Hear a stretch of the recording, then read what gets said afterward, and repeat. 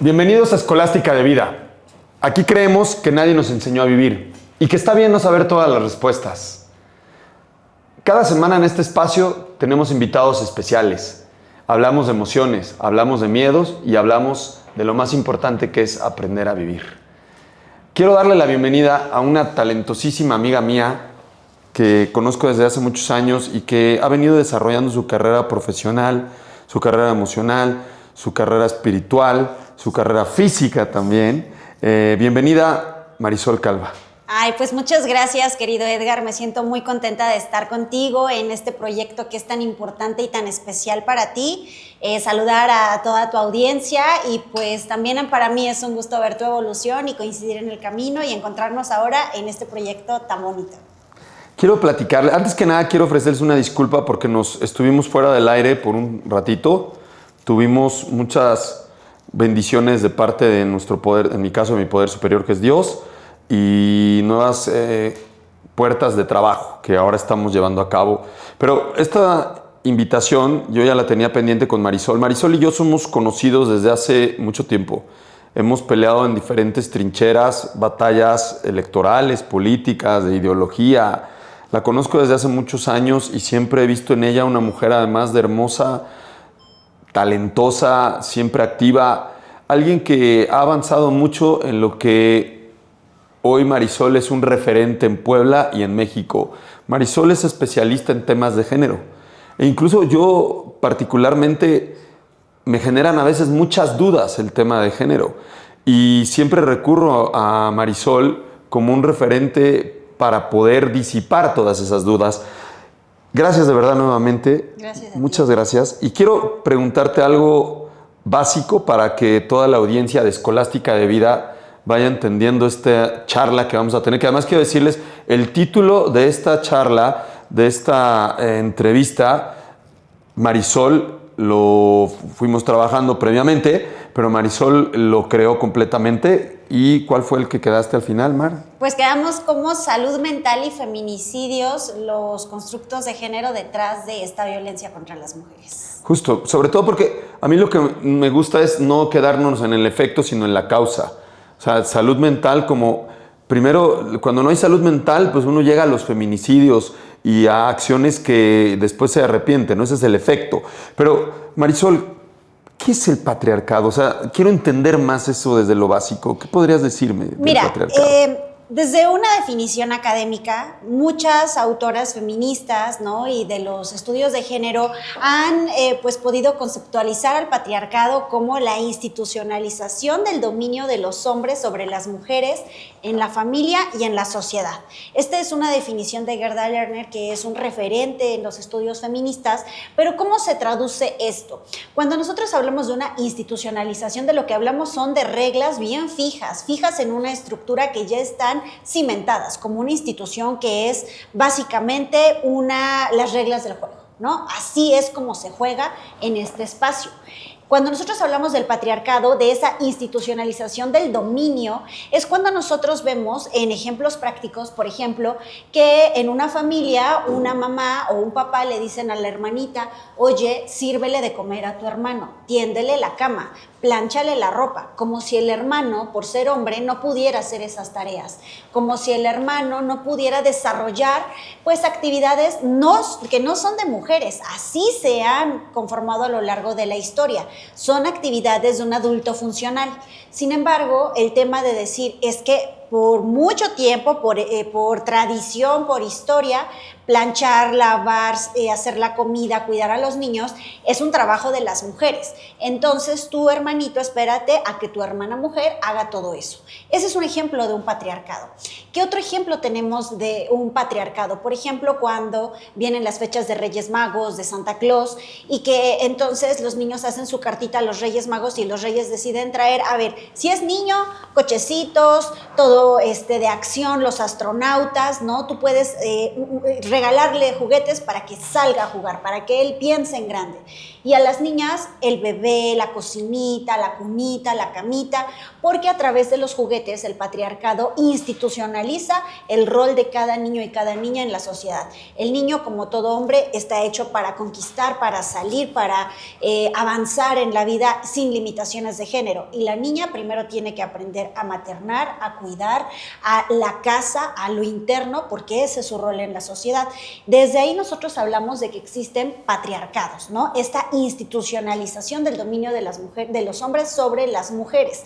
Cuando hablamos de un sistema patriarcal, hablamos justamente de que ese patriarcado, pues ya no es nada más el de una familia que cría de esa forma machista, sino que son muchas familias, muchas escuelas, muchas instituciones las que terminan replicando este patriarcado, y entonces vivimos en un mundo donde hay una desventaja, donde las mujeres tienen que seguir esos roles de género que funcionan como unas camisas de fuerza, que primero lo que limitan es el libre desarrollo de la personalidad.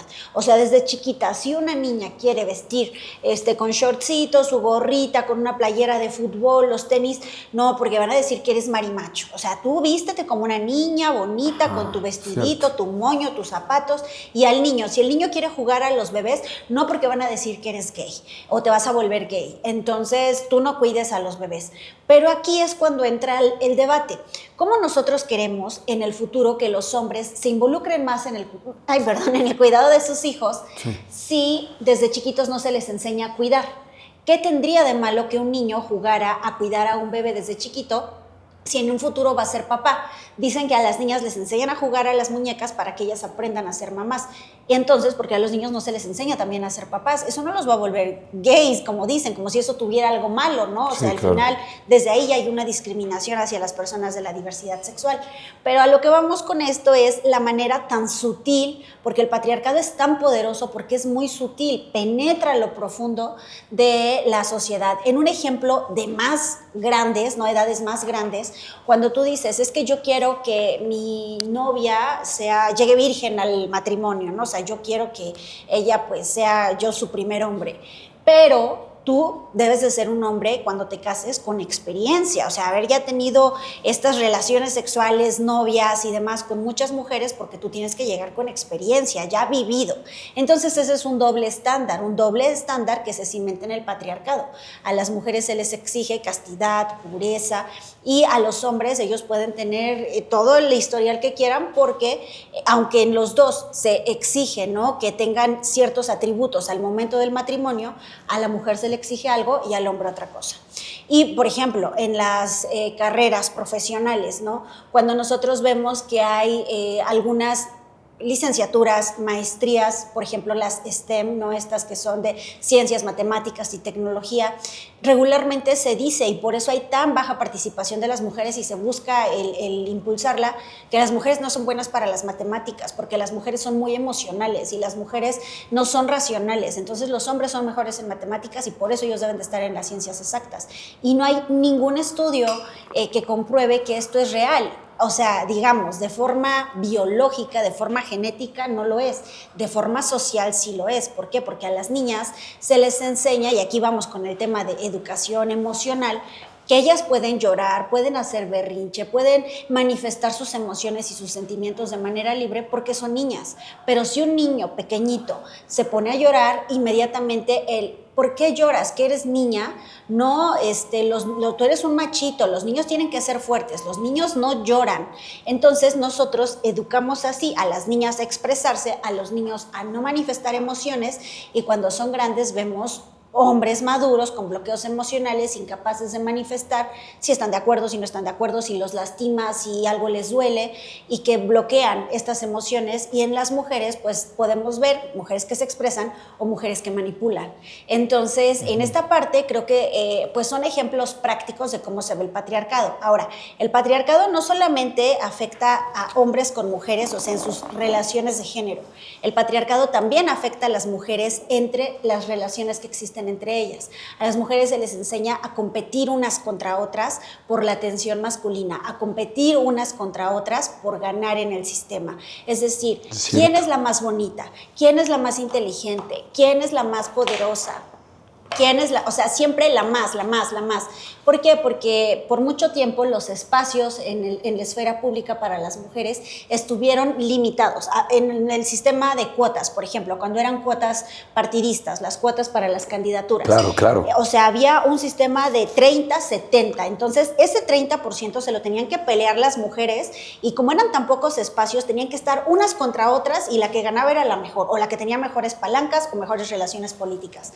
Ahora que hemos avanzado ya no las cuotas, sino al sistema de paridad, donde por ley tienen que ser mitad hombres, mitad mujeres, pues ya hay más espacios para las mujeres, pero esa idea patriarcal de tienen que competir unas contra otras por la aprobación principalmente masculina, se ha quedado en lo más profundo pues de nuestra mente, ¿no? A las mujeres prácticamente las programan desde chiquitas para decir, mujeres juntas ni difuntas, las amigas no existen, no porque de seguro te tiene envidia. Algo que no pasa con los hombres. Con los hombres hablan mucho de fraternidad, ¿no? Incluso cierto, la Revolución Francesa sí. era igualdad, equidad, libertad y fraternidad. Fraternidad viene de fratello, de hermano. Y por eso ahora tan la puja de las mujeres feministas de hablar de sororidad, que viene del término sor, francés, hermana, que así como los hombres se hermanan y entre ellos se ayudan, se apoyan, hasta se cubren, ¿por qué las mujeres no pueden hermanarse? No ser mejores amigas, pero sí entender que no tenemos que rivalizar unas contra otras, porque ya empieza a haber espacio para todas y tenemos que abrir el espacio para otras mujeres. Justo te iba a preguntar algo así. A ver, coincido contigo completamente porque desde casa, desde el hogar, digamos que se crece con el tema patriarcal. Sí, patriarcal. Sí. Después en la escuela se sigue esa misma secuencia. Y entonces en este sistema de competencia entre mujeres viene lo que es la sororidad, que es este apoyo entre mujeres. Entonces está, digamos, este sistema de competencia y luego la idea o el concepto de sororidad. ¿Cómo lograrlo en la praxis real? Porque al menos tú y yo lo platicábamos en este momento. Te voy a confesar, voy a omitir el nombre, pero una política que tú y yo conocemos en el Estado un día me dijo: Edgar, es que tener cuerpo de mujer no implica pensar como mujer. Me lo quedé pensando mucho, ¿no? Y veo que entre mujeres es difícil que se pueda lograr ese apoyo, ¿no? O sea, quiere figurar una y no permite que otras, solo ella. Y entonces ahí el concepto de sororidad. Yo siempre digo, Edgar, que la sororidad en el feminismo es como un unicornio. O sea, todos dicen que existe, pero nadie lo ha visto. Y aquí el tema es, ¿no? Qué buena parábola. El tema es como de que lo sabemos académicamente, lo sabemos en la teoría, nos han hablado mucho de ella y de qué es el ideal, ¿no? El deber ser. Pero en la práctica cuesta muchísimo llegar a eso. O sea, ¿en qué momentos podría yo decir he visto sororidad? Solo en la lucha colectiva, por ejemplo, aquí en Puebla, para lograr la despenalización del aborto. O sea, cuando fue tan dura esa batalla de tener que estar en la puja por la batalla legislativa, por lograr entrar al Congreso, porque se presentara la iniciativa, pues se tuvieron que hacer al lado muchísimos egos, se tuvo que trabajar muy en colectivo para lograr un beneficio que pues al final fuera para todas las mujeres poblanas, quieran o no quieran interrumpir sus embarazos. Pero digamos que eso se enmarca en una lucha social. Pero en el hecho así, pues como palpable de que cómo se ve la sororidad y sobre todo en el ámbito político, es muy difícil verlo. O sea, prácticamente no te puedo dar ejemplos porque no los he visto, ¿sabes? Y eso es muy difícil. Al contrario, ¿no? Pareciera que te dan una cara de, no, sí, te vamos a apoyar y nos vamos a ayudar y vamos a lograr muchas cosas porque es tiempo de mujeres, ¿no? Y de repente, no, es que ella está hablando mal de ti, es que ella te grilló, es que ella dijo esto, es que te bloqueó. Y esas cosas que pues hablan ahora de un doble estándar y una doble moral, que las mujeres en la política han aprendido. Y esa es justo una crítica actual que existe de cómo las mujeres han aprendido la política patriarcal, la política, hacer la política como la hacían los hombres antes, ¿no? En el bloqueo, en la grilla, en el madruguete. Y mucho cuando hablamos de política feminista, es decir, lo que te comentaron a ti, ser mujer no te da conciencia de género.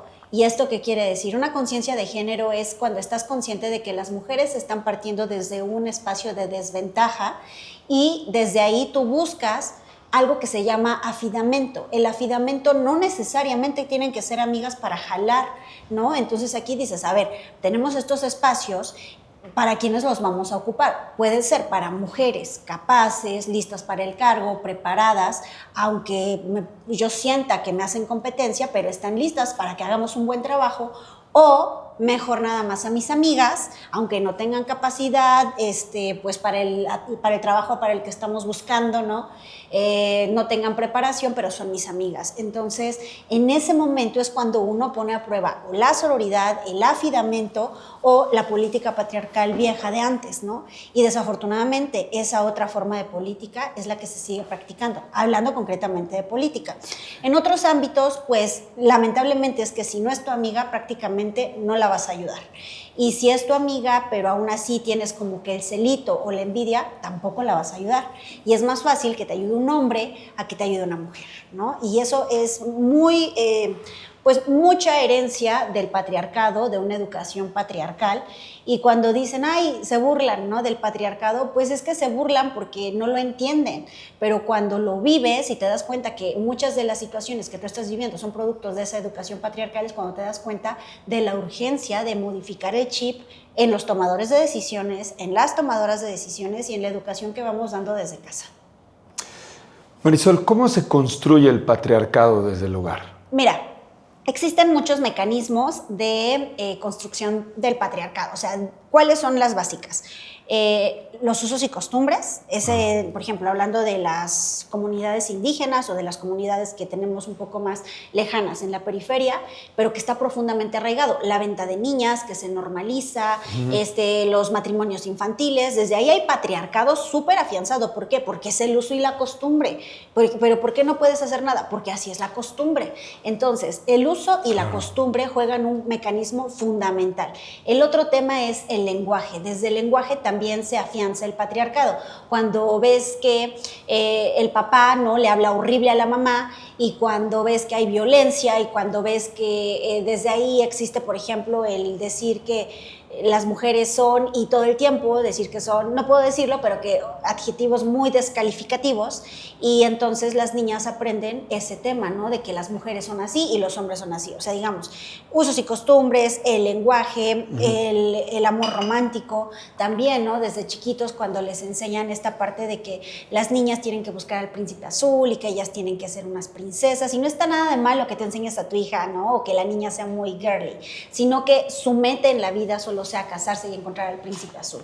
Desde ahí tú vas moldeando también pues este sistema patriarcal. Al niño no le dices desde chiquito, oye, tú tienes que encontrar tu princesa rosa y casarte, y el niño, o sea, yo no he conocido un niño que diga, ay, sí, yo quiero encontrar a mi princesa rosa. No existe, pero de niñas chiquitas, sí, porque desde Disney vas viendo las películas de las princesas, y todas su ideal es encontrar al príncipe azul y casarse. Ahora ya hemos visto una evolución de esas historias, pero desde ahí también se va fortaleciendo, desde los estereotipos de género, que era lo que platicábamos al inicio. Ese es el cuarto mecanismo, ¿no?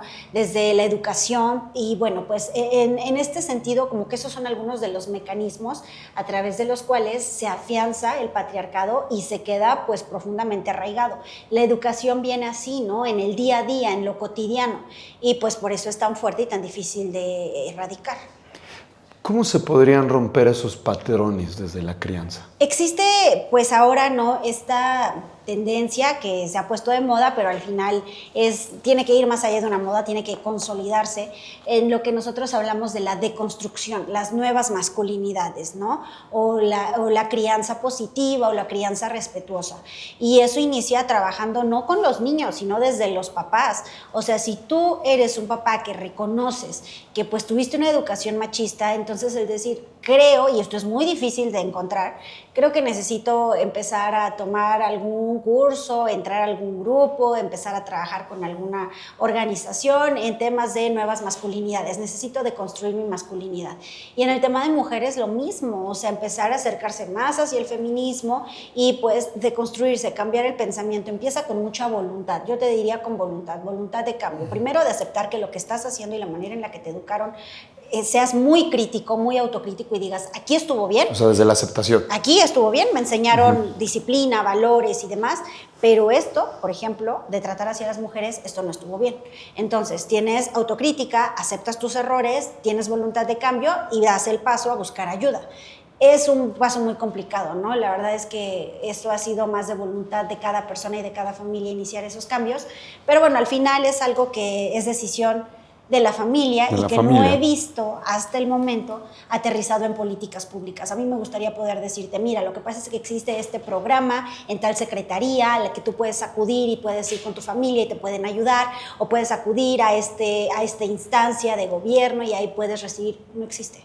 O sea, no existen ese tipo todavía de políticas públicas que ayuden en la deconstrucción de los estereotipos de género. Sería lo ideal, ojalá pudiéramos llegar allá, pero todavía no estamos ahí. Tocando eso, ¿qué papel juega la escuela en la perpetuación de los estereotipos de género? Todo, o sea, todo. Nosotros decimos, la educación se da en casa, ¿no? Pero se continúa en la escuela. Hay una teoría que se llama la teoría del patio de juegos, igual en los estudios de género, que dice que cuando tú estás en la primaria, principalmente, a las niñas se les enseña a estar siempre en las orillas. ¿Por qué? Porque la cancha, el patio de juegos de la escuela se convierte en una cancha. Los niños siempre están al centro jugando fútbol y monopolizan la cancha de juegos, ¿no? Y a las niñas, ¿qué les queda? A las niñas les queda estar siempre en las orillas, viendo en qué lugar pueden sentarse a jugar sin que les den un balonazo, sin que les peguen, sin que las lastimen, porque los niños monopolizaron el centro de la cancha.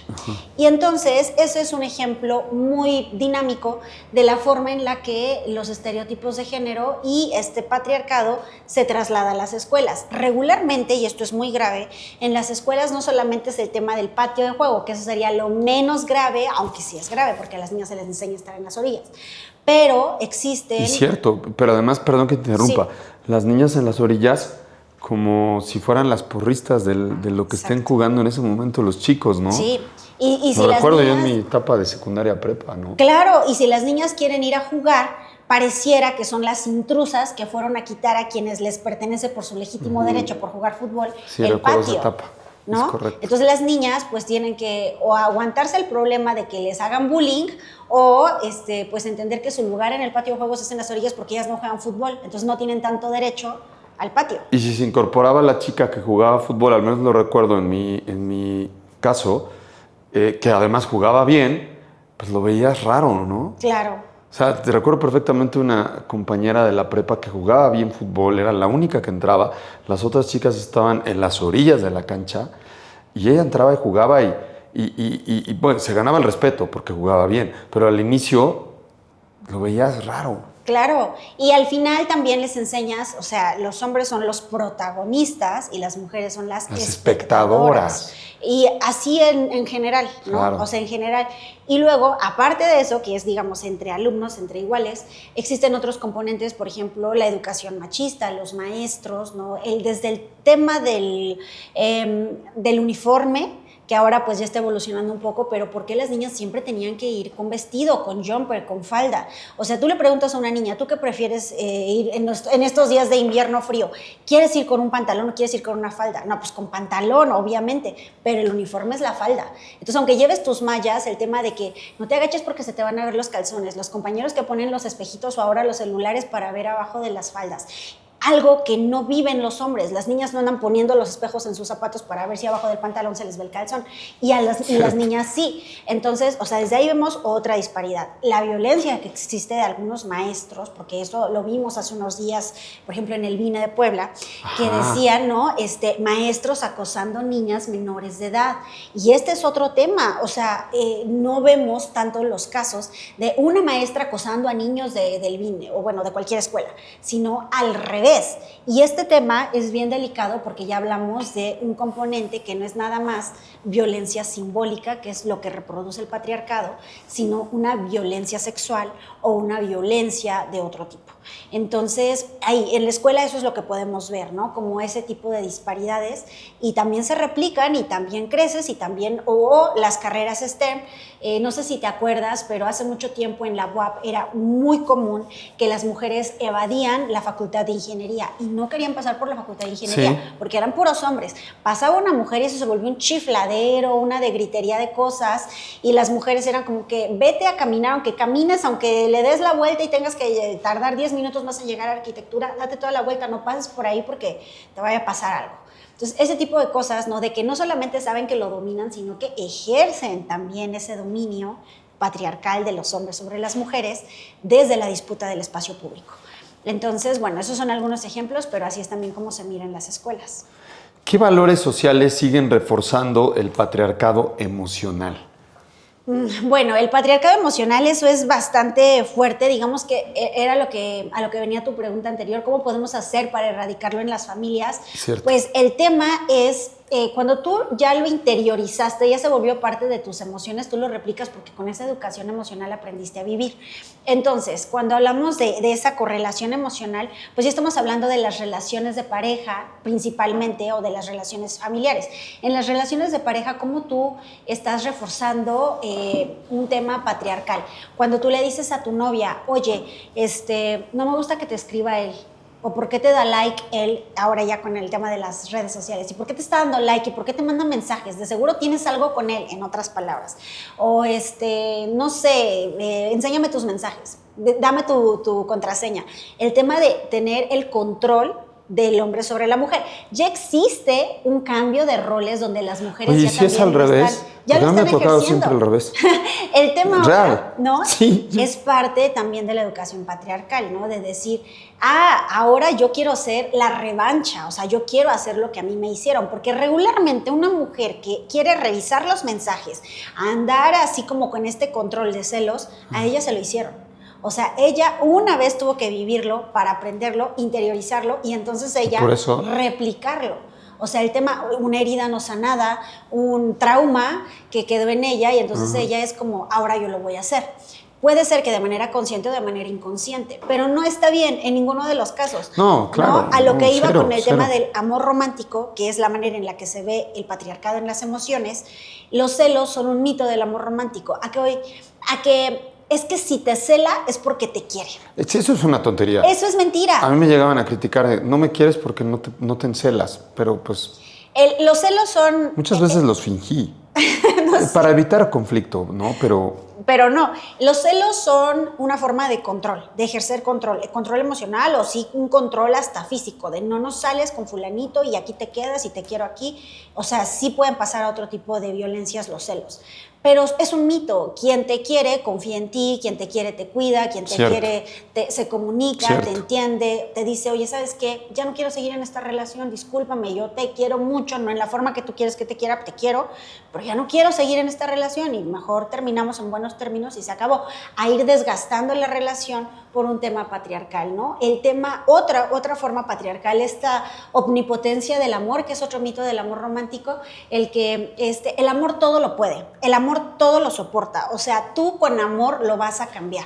Y esto lo vemos mucho en la historia de La Bella y la Bestia, que desde chiquitas a nosotras nos enseñan, de que la Bella con mucho amor logró volver a la Bestia un príncipe azul. Y ahí es donde nosotros, se justifica que la secuestró, se justifica que también secuestró a su papá, se justifica que la mantuvo lejos de todo lo que ella amaba, sus libros, su casa, su cabaña, su caballo, su pueblo, pero ahí la tuvo cautiva hasta que él ya quiso, ¿no? Pero ella es como muy romántico el decir, no, es que con amor yo puedo volver a la Bestia del Príncipe Azul. Y entonces, que vemos a muchas mujeres replicando ese mito, y pues ahí es donde llegan los feminicidios, ¿no? O sea, en el decir, esta mujer pensó que con amor iba a cambiar a su agresor, y el agresor la terminó matando, porque no va a cambiar una bestia con amor. O sea, si hablamos de una bestia, de una persona herida, de una persona con traumas, de una persona a la que vivió violencia, esa persona tiene que ir a terapia, tiene que pasar por un proceso interior personal para después tener una buena relación de pareja. pero eso es muy difícil lograrlo, ¿no? Y una mujer solita, no, o sea, si el otro hombre, la pareja, no quiere, aunque ella quiera, no se va a poder. A ver, quizás vamos a generar ahí tú y yo un debate, pero esta es opinión mía. Yo creo que sí, pero el amor propio. El amor propio. El amor propio. Sí, claro. Porque, a ver, yo sí creo en los cambios. Finalmente yo cambié muchas cosas de mí. Y estoy en la mejor parte de mí en este momento. Y sí lo he logrado, ¿no? Pero no fue por amor a una mujer. Y eso... Fue por amor a mí, Sí. ¿sabes? O sea, yo equivocadamente quise cambiar primero por mi mamá, porque me viera bien, por algunas parejas que me acompañaron en algún momento, pero no podía. Hasta que de plano me di cuenta que era un tema mío. Y creo que ahí el concepto está en una ruta equivocada, porque no es el amor a alguien, no es el amor, es el amor a ti. Y es que ¿no? en el mito del amor A ti. romántico no existe el amor propio. O sea, en el mito del amor romántico lo que existe es la media naranja. Entonces, ese es el otro mito. A ti te enseñan todo el tiempo a buscar tu media naranja. ¿Por qué? Porque tú estás incompleto. O sea, tú no puedes vivir feliz hasta que encuentres a tu otra mitad. No existe el amor propio, porque si en ese mito existiera el amor propio, pues tú entiendes que eres una persona completa, Sí. que no te hace falta tu otra mitad y que tú desde tu plenitud puedes enamorarte de otra persona y complementarte. Entonces, esa parte que tú viviste es una parte de deconstrucción. Lograste deconstruir el mito del amor romántico, de entender que el cambio que tú necesitabas no se iba a dar en función de otra persona, tu mamá o otras parejas, porque ese cambio dependía de ti, porque te hacía bien a ti y lo necesitabas tú, no porque fuera para alguien más. Y ese es un momento de deconstrucción, donde dices, a ver, estoy derribando el patriarcado interno que yo tenía en el decir, no voy a cambiar porque ella me lo está pidiendo, me lo está exigiendo, me está diciendo que si no cambio me deja, sino porque yo necesito cambiar para estar bien yo. Y ahora tú reconoces, estoy en mi mejor momento porque es una decisión que tú tomaste, libre de presiones y sobre todo libre de este patriarcado. Y eso es algo a lo que más hombres, y de verdad esto dicen mucho, es que las feministas y solo a las mujeres, yo siempre digo que en el feminismo también necesitamos el trabajo con los hombres y de nada sirve que nosotras entendamos mucha teoría y muchos movimientos y muchas marchas si la otra mitad de la población, que son los hombres, no están entendiendo que ellos también necesitan ser parte del cambio. Poco sirve que nosotras sepamos todos nuestros derechos y la cartilla de los derechos de las mujeres y mil cosas si los hombres no entienden que no deben violentar a las mujeres. Entonces yo digo, ok, la cartilla de derechos de las mujeres para que nosotras sepamos nuestros derechos, pero trabajen con ellos también para que dejen de ejercer violencias, para que cambien sus masculinidades y para que entiendan que a ellos el patriarcado también les hace mucho daño, ¿no? ¿Qué pasa mucho con los hombres?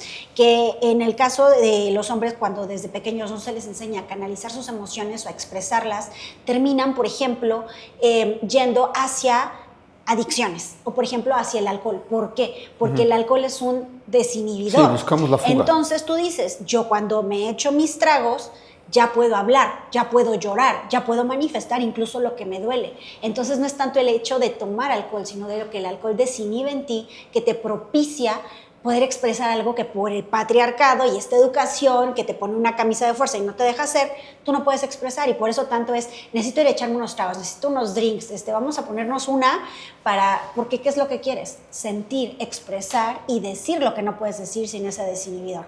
O ya, digamos, en otro tipo de sustancias, cuando dices, necesito evadir esto que estoy viviendo, este dolor que estoy sintiendo, no lo voy a expresar porque se van a burlar, porque van a decir que no soy muy hombre, que débil soy, que no sé qué, me van a criticar. Entonces mejor acudo a eso porque socialmente es mejor visto que un hombre tenga alguno de estos consumos de sustancias a que se muestre vulnerable y débil, porque entonces ya tiene una crítica incluso de los propios hombres. Cierto.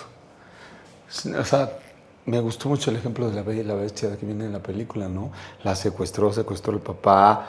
Sí, o sea, ¿qué tienes que pasar eso para que pueda haber un cambio?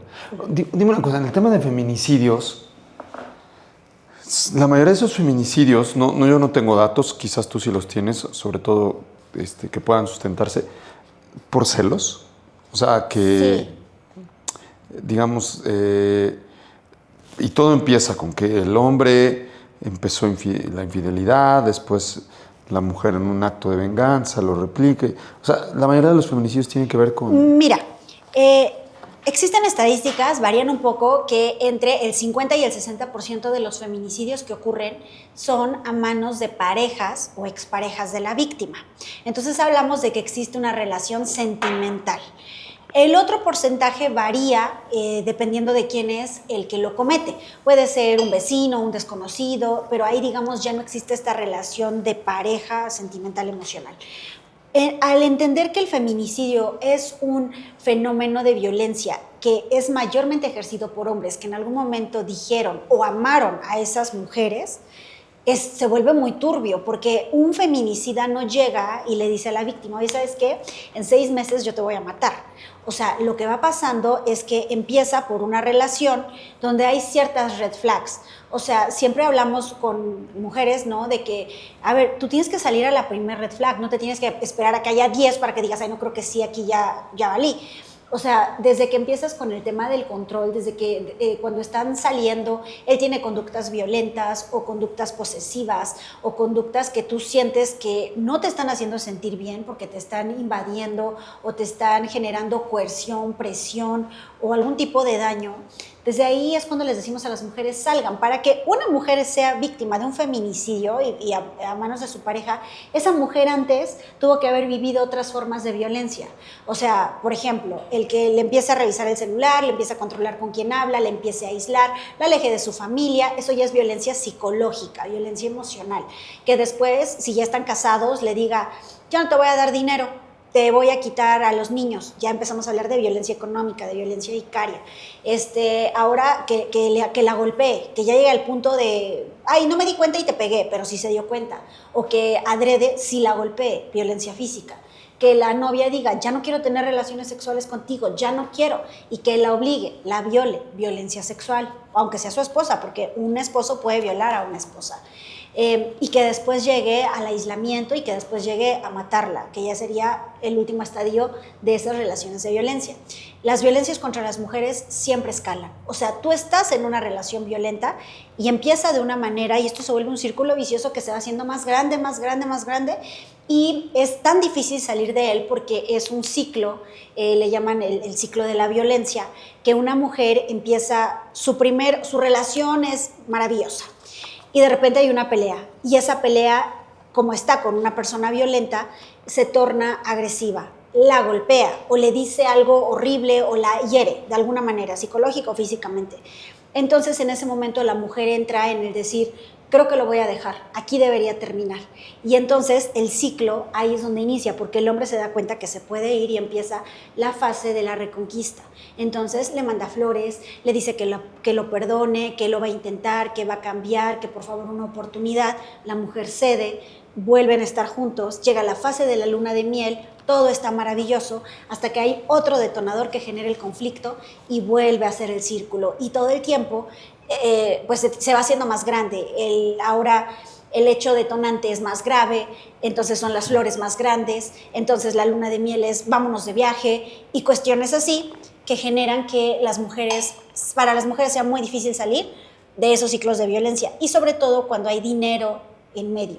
¿A qué me refiero? Hay dependencia económica, la mujer no trabaja, hay hijos, él lleva el mayor sustento en la familia o en la pareja y entonces eso genera que pues para muchas mujeres sea mucho más difícil salir y por eso vemos que hay tantos esposos matando esposas, parejas matando a sus parejas, novios matando novias. Claro, y por supuesto claro. Que sí, los celos digamos que son claro. La primera parte un detonador, ¿no? De lo que después podría volverse un feminicidio. Es un tema que tiene que ver mucho con la salud mental, totalmente. Y para ir cerrando, Marisol, tú has trabajado en el servicio público. Y además conoces la praxis política. ¿Cómo podrías tú, desde tu experiencia y tu conocimiento técnico, cómo iniciarías tu diseño de política pública para abordar este tema, para evitar ese tema, el feminicidios, entrar a salud mental? ¿Qué harías tú? Fortalecería muchísimo la Secretaría de Igualdad. O sea, ahora hablan de la Secretaría de las Mujeres y yo estoy de acuerdo, yo soy feminista y estoy consciente de que necesitamos trabajar muchísimo con las mujeres, pero está enfocándose ahora en una política pública mujerista, donde solo se trabaja con mujeres, cuando necesitamos involucrar a los hombres. Entonces, trabajaría en el fortalecimiento de la Secretaría de Igualdad, se hablaría de Secretaría de Igualdad, aumentaría los presupuestos, porque los presupuestos que ahora tienen son raquíticos, aunque tengan la mayor voluntad del Casi mundo. como requisito, ¿no? Sí, aumentar los presupuestos. Luego, cuidar mucho el perfil de los especialistas que tenemos al interior, empezando desde las y los titulares. ¿Por qué? Porque muchas veces esas cuotas, y lo voy a retomar lo que tú comentaste, ser mujer no te da conciencia de género. Dices, ¿quién vas a poner de secretaria de las mujeres? Fulanita. Oye, pero no tiene estudios de género, ni es feminista, ni nada, pero es mujer. Pero entonces, no más porque sea mujer no va a ser ella la mejor secretaria, porque no tiene esa conciencia de género, aunque quiera, no la tiene.